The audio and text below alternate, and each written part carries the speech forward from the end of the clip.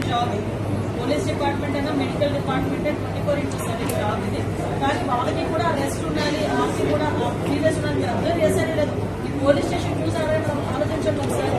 ఒక యోగా రూమ్ ఉంది, ఒక రూమ్ ఉంది, రిలాక్సేషన్ తీసుకుంటే వాళ్ళు కూడా సెలవులు ఇచ్చే విషయాన్ని కూడా ఎక్కడ కూడా ఇబ్బంది లేకుండా చట్టాన్ని కంట్రోల్ చేయాల్సిన పోలీసు. చట్టాన్ని పోలీసు చేతిలోకి తీసుకోవడం విషయం ఏంటంటే ఒకటండి, నాకు అర్థం కాదు ఏంటంటే తప్పు చేసిన వాళ్ళకి పొలం ఏంటి మనం అదొక్కటి చెప్పండి. వాళ్ళ పేరెంట్స్ కూడా కూడా యూజ్ చేశారు. అసలు వాళ్ళ మీద ఎన్ని రౌడీ షీట్స్ ఉన్నాయి. అసలు తెనాల్లోని నాకే కాదు, మీకు కూడా ఒక సోషల్ రెస్పాన్సిబిలిటీ ఉంది విలేకరులుగా. మీకు కూడా ఒకసారి తెనాల్లో వాళ్ళ తాలూకా నేచర్ ఏంటి, వాళ్ళ తాలూకా బ్యాక్గ్రౌండ్ ఏంటి అనేది ఒకసారి చెక్ చేయండి. యాక్చువల్గా ఒక గంజా బ్యాచ్ పోలీస్ డిపార్ట్మెంట్ మీద చేంజ్ చేసుకుంటారు అంటే ఫర్దర్గా ఒకసారి దానికి కూడా వీళ్ళు రాజకీయ రంగులు వేసి దానికి కులాన్ని అంటగట్టి మతాన్ని అంటగడతా ఉంటే పోలీస్ డిపార్ట్మెంట్ ఎలా వర్క్ చేసుకోవాలి ఒకసారి ఆలోచించాలి. ఇదే పోలీస్ యాక్షన్ తీసుకోలేదు, ఏదైనా ఒక స్టెప్ ఫార్వర్డ్ వేస్తే ఈ రకంగా మాట్లాడారు.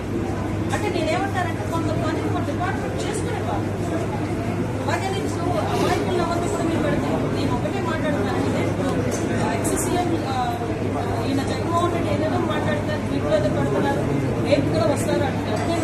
నేను డైరెక్ట్ క్వశ్చన్ అండి. డాక్టర్ సుధాకర్ అనే వ్యక్తి మాస్క్ అడిగిన పాపానికి నడి నోటి మీద రెక్కలు విడిచి చుక్కా ఇప్పి కొట్టిన సందర్భం మర్చిపోయారు. మరి ఆ రోజు ఎందుకు మాట్లాడలేదు జగన్మోహన్ రెడ్డి? ఆ రోజు అయితే భారత్ స్వేచ్ఛాపరంగా ఆ రోజు అయితే అదే చంద్రబాబు నాయుడు గారు అమరావతి చూడటానికి వెళ్తే బస్సు మీద రాళ్ళు ఇస్తుంటా ఉంటే ఆ రోజు ఎందుకు రాళ్ళు ఇస్తారంటే భావ స్వేచ్ఛ ప్రకటన మాట్లాడారు. అదే పోలీస్ డీసీపీ ఆఫీస్ కి పక్కనే ఉన్న సెంట్రల్ ఆఫీస్ మీద దాడి చేస్తే మా కార్యకర్తలకి బీపీ వచ్చింది అన్నారు. ఇవన్నీ ఎక్సీఎం మాట్లాడిన మాటలే కదా.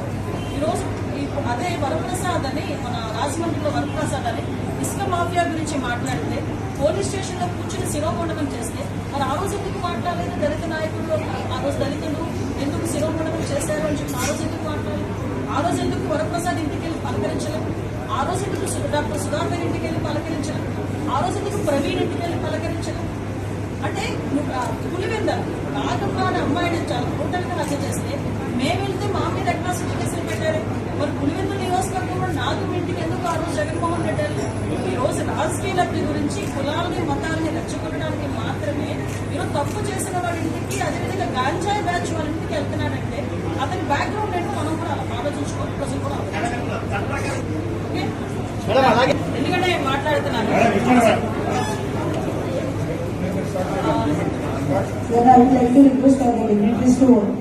ఎందుకంటే లాస్ట్ టైం సజ్జల గారి చేతిలో, లాస్ట్ హోమ్ మినిస్టర్ చేతిలో కానీ సీఎం చేతిలో కానీ పోలీస్ డిపార్ట్మెంట్ ఉండేది.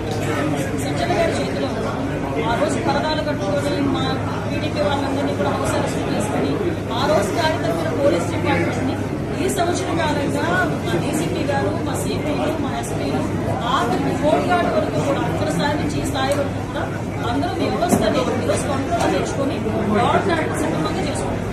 అది ప్రజలు కూడా గమనించారు.